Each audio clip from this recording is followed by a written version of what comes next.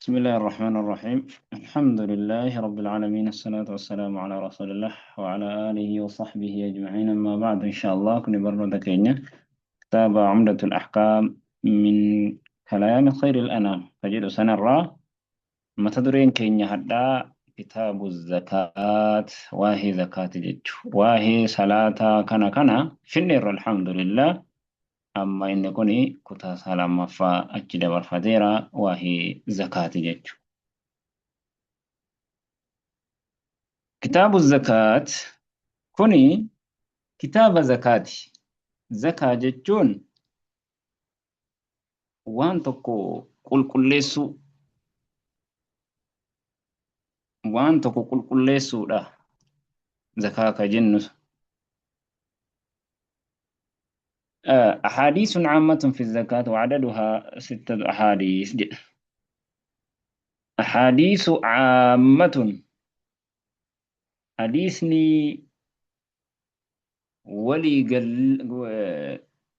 قلتو تاتي في الزكاة. زكاة كيستي حديثني مرسيتو تاتي جتشو واهي زكاة كيستي حديثني كولي قلالا يوكا حديثني ولتك أبتو تاتي في الزكاة واهي زكاة كيستي يوكا هو هذه أحاديث عامة كوني حديثا ولتك أبتو تاتي في الزكاة واهي زكاة كيستي حكمي زكاة حديثا ولتك أبتو تاتي واهي زكاة كيستي جتشو يوكا حديثا مرسيتو تاتي واهي زكاة رتي حديثا مرسيتو تاتي جتشو. وعددها 6 أحاديث لكوفس إسيدا باين إسيدا حديث جح. تقفى عن عبد الله بن عباس رضي الله عنهما قال قال رسول الله صلى الله عليه وسلم رسول ربي الآن لمعاذ بن جبل معاذ المجبلين حين بعثه ويتئس إرجع إلى اليمن قرى يمن ويتئس إرجع إنك ستأتي قوما يا معاذ أتي جنا لرفوتيسا أقوتيسا قوما رمتك أهل كتاب أهل كتابا كنتان maaliif rasuulli karaa adda addaatti erga ummatattis ergaa mootattis barreessee ergaa angootattis barreesseetuma erga amma of dura itti hime jechuudha. Maaliif bayaansuu jira namtichatti hidhattu sana beekuunis barbaachisaadha. Fakkeenyaaf daawaadhaaf gaafa deemtu nama daawaatti godhuu deemtu biyya daawaatti godhuu deemtu sana of dura qoratuun hubatuun barbaachisaadha. Maal akka ta'een maaliin akka itti hidhattu cal jetteetuma deemuu miti. Akkaataa yeroo saala yeroo iddoo isaas akkaataa namaa sanas qorachuu barbaachisaadha. Kanaaf ati qophaa'e kan itti dhaquu teessu ahli kitaabaati warra kitaaba qaban warra Tawraat Yahudaa sanatti. فإن جئتهم فإذا جئتم ويت إسانت تأيت فادعهم إساوامي جلق مرت إلى أن يشهدوا لما رقابوت أن لا إله إلا الله وقان كان قبر مرب مله جرو جت وأن محمد رسول الله نبي محمد عليه الصلاة والسلام إرجم ربي تجت فإنهم أطاعوا لك يوسي فرأتني بذلك لا إله إلا الله محمد رسول سنة محمد رسول الله سنة يوسي فرأة فأخبرهم إساني فيمي أن الله ربي قد افترض عليهم إسان الرد الأقمان درقم وديجرة 5 صلوات صلاة وانشا في كل يوم وليلة شوف هالكني ويا كيس فإنهم يو إسان أطاعوا لك سيفرة بذلك سنة فأخبرهم إساني فديس أن الله ربي قد فرض عليهم إسان الرد درقم ودي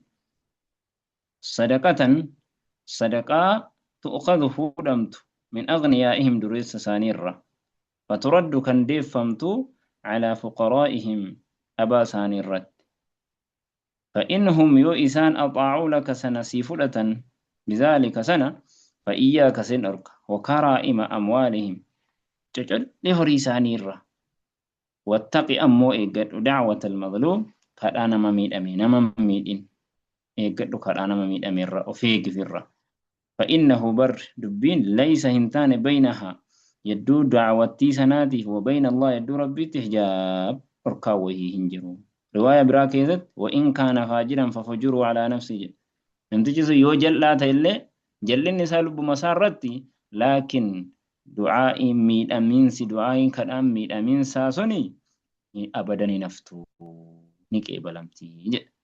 Amma hadiisni waa baay'ee nuu kenne waa'ee hedduu dubbatee ga'ee keessaa zakaadha amma kan asitti nuuf kenna. قد فرض عليهم صدقة تؤخذ من أموالهم زكاة جتشو زكاني نمني كنمتو أينيو في نما سديت كسورة توبة كيستي رب دبت إنما الصدقات للفقراء والمساكين والعاملين عليها والمؤلفة قلوبهم وفي الرقاب والغاربين وفي سبيل الله وابن السبيل فريضة من الله جل نما سديتن رب قرآن كيستي دبت سنا في زكان كنمتي جل أما كا زكان درقما جتشو لكن horii keessattis minaan keessattis zakaan dirqama akkaataa akka hadiisnitti bayyansitti jechuudha.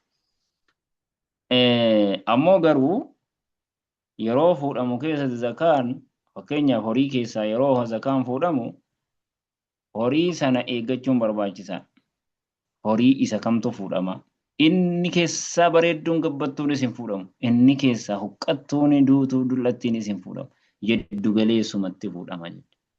Isii bareedduu yoo ka fuutu taate qalbii namtichaa caba. Qalbii namaas hin cabsudha shari'aan. Ammoo isii huqqattuu yoo fuudhame namticha kennamaaru sanaa fi ittiin tolu. Kanaafuu jiddu galeessumatti kan irraallee hin duroomamne kan illee ittiin quufamne akkasiitu kennamti.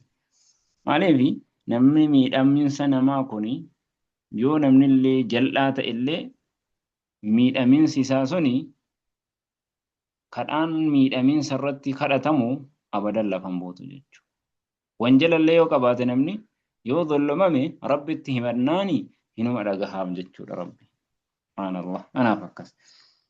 حديثني لما فان عن أبي سعيد الخدري رضي الله عنه قال رسول الله صلى الله عليه وسلم رسول ربي الآن جد ليس هنتان فيما دون 5 أواق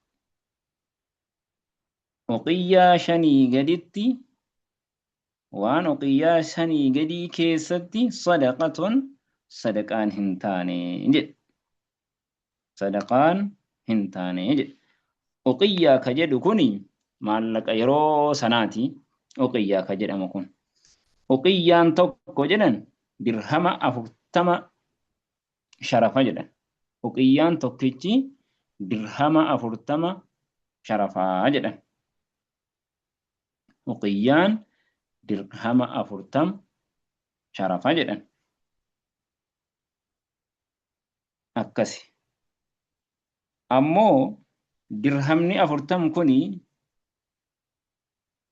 dirhamni 40 kan uqiyyaan 5 jechuun dirhamni 40 bakka 5 40 bakka 5 meeqa 200 miti 200 kanaafuu uqiyyaa 5 jechuun dirhama 200 gadi keessatti hin jiru dirhama 200 gadi keessatti dirhamni kuni isa warqee san dirhama kan warqee san سفضة في ميتة جدا مقنامتي درهما كان ورقيتي وقياشا يقدي كيستي صدقان انجر وقياشا كجنمو درهما أفرتم درهمني وقيان توكتين درهما أفرتم أنافو أفرتم بكشني ميغا إبالا مجج أكسن درهمني إبالا مانكوني جرامة تقافة دي بفمي جرامة إباشاني في سجلتميشن giraama 595 taha jedha. Giraama 595 sanaa gadi keessatti zakaan hin kennamu dirhama keessaa jechuudha. Warqee san keessa giraama 595 gadi keessaa hin kennamu sanaa fi waan sanaa olii malee jechuudha. Walaa fi maa duuna 5 zawdin gaala 5 gadi keessatti illee hin jiru sadaqatun sadaqaan. Gaala 4 keessatti hin jiru. 5 fi waan 5 olii malee gaala 4 keessaa hin jiru. Gaala 5 gadi keessatti zakaan hin jiru jechuudha. Walaa fi maa duuna 5 awsuq. Fe'aa yookaan ba'aa gaalaa wasqii awsuqa 5 gadi keessatti hin jiru. Fe'aa gaalaa 5 gadi keessatti minaani ammanni kun immoo. Minaan irraa immoo ba'aa gaalaa yookaan fe'aa gaalaa 5 gadi keessatti hin jiru. Sadaqatuun sadaqaa. Fe'insa gaalaa 5 gadi keessatti hin jiru minaan keessatti jechuudha. Waan sanaa fe'insa gaalaa 5 fi 5 ol sana malee jechuudha. Wasqi ka jennu kuni fe'insa gaalaati. Wasqiin kuni gama sugudatti saa'ii ka jedhanutti yoo ka jijjiiramu ta'e saa'ii jecha arabaati gaa kun hundi isaatu. Wasqiin kuni 5 wasqii 5 wasqiin tokkichi 5 irraa tokko saa'ii 60 jedhan. Saa'ii 60. Saa'iin tokkichi immoo meeqa dhaqaa? Hammaarri 4. Saa'iin tokkichi hammaarri 4 dhaqaa jechuudha. Birciqoo 4 saa'iin tokkichi birciqoo 4.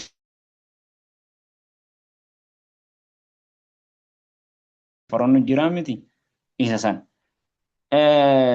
Ammoo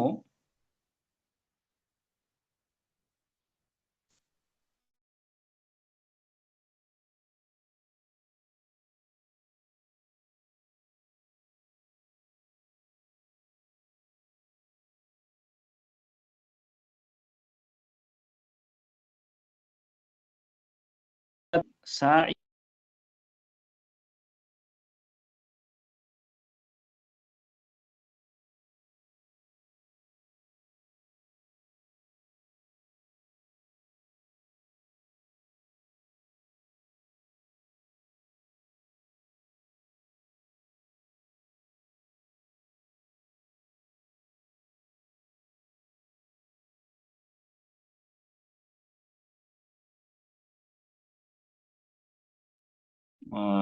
shabakaan darbate. Kanaafuu walaa fi maaduuna kamsatti awsuqin dhageessanii dhiiseen beeku bakka sanarraa. Awsuqa yookaan fe'iinsa ba'aa gaalaa 5 gadi keessatti hin jiru nyaata minaan irraa immoo sadaqatuun sadaqaan jechuudha. Ba'aa gaalaa wasqii tokko jechuun saa'ii suguda 60 suguda jedhan suguda 60 suguda 60. Wasqiin 5 suguda meeqa ta'a? Saa'ii 300 ta'a jechuudha. Suguda 300 ta'a jechuudha. Digalee suguda 300 ta'a. Kala kiiloogiraamaatti yoo deebifame immoo meeqa ta'a? Fakkeenyaaf saa'ii tokko ka jennu kuni kiiloogiraama kiiloo 2.5 kiiloo 2.5 kiiloo 2.5 ta'a jechuudha. Saa'ii tokko jechuun sa'iin 300 fi sa'iin 300 immoo maal ta'ee kiiloogiraama 750 kiiloogiraama 750 kintaalatti yoo deebisan kintaala 8 ta'a. Gariin kintaala 10 illee yoo jedhan akka sharafa hammaa kanatti kintaala 8 ta'a jechuudha. Wasqii yookaan fe'iinsa gaalaa 5 jechuun kintaala 8 ta'a jedhan. Kintaala 8 sanaa gadirraa zakaan hin kennamu. Kintaala 8 ol irraa malee minaan keessa hin kennamu jechuudha. Akkasan inshaallah. Amma gaa uqiyyaa ka jennu sunis maal inni maallaqarraa maallaqarraa dirhama 200 yookaan giraama 595 gaditti hin kennamu jenna. Sharafa isaa yeroo ammaatti warqiin giraamni 500 fi meeqa akka maallaqa biyya keenyaatti immoo yoo deebifame immoo maallaqa biyya keenyaatti yoo deebifame warqiin giraamni 595 kuni birrii keenya meeqa sharafa isa jedhamu birrii keenya meeqa sharafa isa jedhamu sharafa yeroo ammaa dhatte giraamni 595 birrii keenyatti meeqa ta'a jette sharafni yookiin har'a ol ba'a gadi bu'a waan ta'eef sharafa guyyaa sana irratti ilaalte akkasitti kennama jechuudha. Akkasan.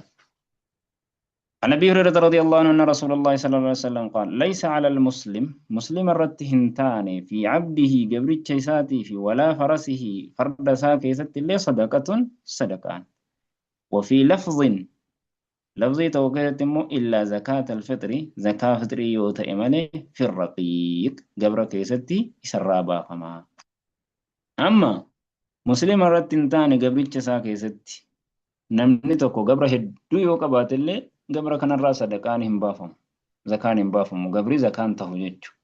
Laakiin gabri kun yoo kan nagadaa ta'e akkuma nagadaatti nagadamaa miti gabricha. Gabricha nagadaa yoo ta'e immoo maallaqa isaa keessaa baafama tokko. Farda keessaafillee sadaqaan hin jiru. Farda hedduu wahii qaba namni tokko. Farda hedduu qaba. Fardi isaa sun immoo farda zakaan fardarraa hin baafamu. Yoo kan nagidii ta'e immoo maallaqa isaa keessaa baafama. Maallaqa isaatu hisaabamee keessaa baafama jechuudha. وفي لفظ إلا زكاة الفطر في الرقيق قبر برا زكاة فطر مو قبر الراهن بافم نمدو قبر يو كان قبادو تأي زكاة فطري كافا إيكا صومنا قبر الجلال هم بافم وان تأي في يجتشو أكسي عن أبي هريرة رضي الله عنه أن رسول الله صلى الله عليه وسلم قال العوج عجماء جتشون واني بيلدان بليسته جبار لفبدج واني بيلدان بليسته لفبد مكينيا بيلدان من أن ما لتي بليسته قارو تفصيل بروانا بكون بيلدان قويا في هالكن قبا قويا بيلدان نتي وانا ما يو كبليسته تاتي يو أبان كيسا هركن قباتين يو بيلدان نتي من أن ما كان بليسته تاتي قويا hin gaafatamu abbaan maaliif guyyaa abbaatu eeggata waan ta'eef jechuudha. Guyyaa abbaatu eeggata waan ta'eef. Halkan immoo hoo halkan yoo kan balleessu taate beeyladaan nattee midhaan namaa hin gaafatamu. Maaliif jennaani halkan beeyladaa ofii abbaatu eeggata waan ta'eef. Wal bi'iru jubaar akkasuma bi'iriin illee wanni bi'iriin balleesse illee lafa bada.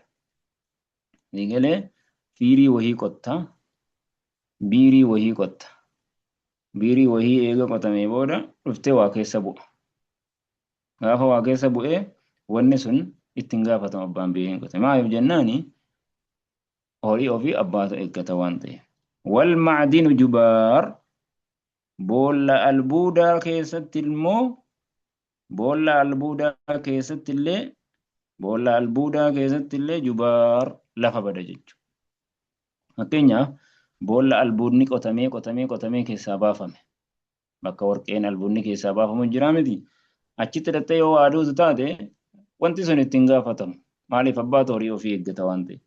Wafii rikaazil khumus kanaaf fide hadiisni. Maallaqa warri dur lafa keessa awwaale keessatti immoo al-khumusu khumusatu jira.